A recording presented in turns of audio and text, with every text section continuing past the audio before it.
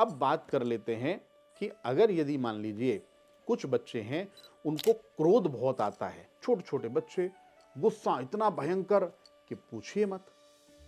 यानी कि अगर आप देखेंगे तो आपकी अपेक्षा वो आपको माँ बाप लगते हैं, ऐसा लगता है कि हम इनके माता पिता नहीं, ये हमारे माता पिता हैं। इतना गुस्सा, इतना क्रोध। तो आपको भी पता होगा, बच्चों को भी ये वीडियो दिखाइए। क्रोध करने से, क्रोध क्या है? क्रोध एक अग्नि है, और क्रोध करने से जो अग्नि हमारे दिमाग में जलती है, तो अग्नि कहीं पर भी जला दो आप, ये किसी ना किसी वस्तु को जला के नष्ट करेगी ही करेगी। अग्नि का काम ही जलाना है। तो जब ये यहां जलेगी तो क्या होगा? यहां जलने से मेमोरी आपकी जलेगी, मेमोरी लॉस्ट होगी। आपने देखा होगा बहुत लोगों को, बच्चों को बोल रहा हूं ये बात, बच्चों आपने देखा होगा बहुत लोगों को कि वो थोड़ा सा कोई भी काम करते हैं ना, फिर थोड़ी देर के बाद भूल जाते हैं। मान लीजिए आपके माता पिता ने कहा बेटा वो कमरे को जाके लॉक कर दो, और फिर अगर यदि माता पिता ने पूछा लॉक कर दिया, तो थोड़ी देर के बाद में हम असमंजस में पड़ जाते हैं, किया कि नहीं, फिर देखने जाते हैं। आपने आज कुछ पढ़ा, स्कूल में गए, एग्जाम में आप बैठे, भूल गए। क्या है ये? आज ही तो पढ़ा था, कैसे भूल गए?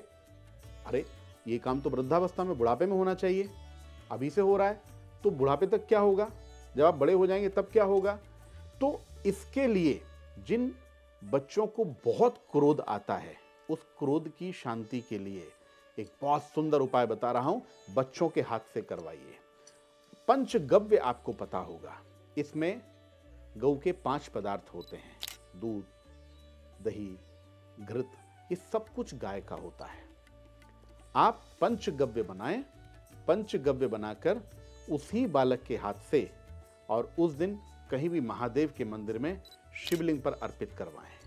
शिवलिंग पर जब अर्पित करें तो वहां पर जो गिर रहा, यानी कि आपने देखा होगा जब डालते हैं तो एक तरफ से वो नीचे बहता है, वहां से आप उसको इस अनामिका उंगली से लेकर बच्चे के आज्ञा चक्र पर लगाइए और बाह्य दोनों नेत्र पर इस प्रकार से लगाएं।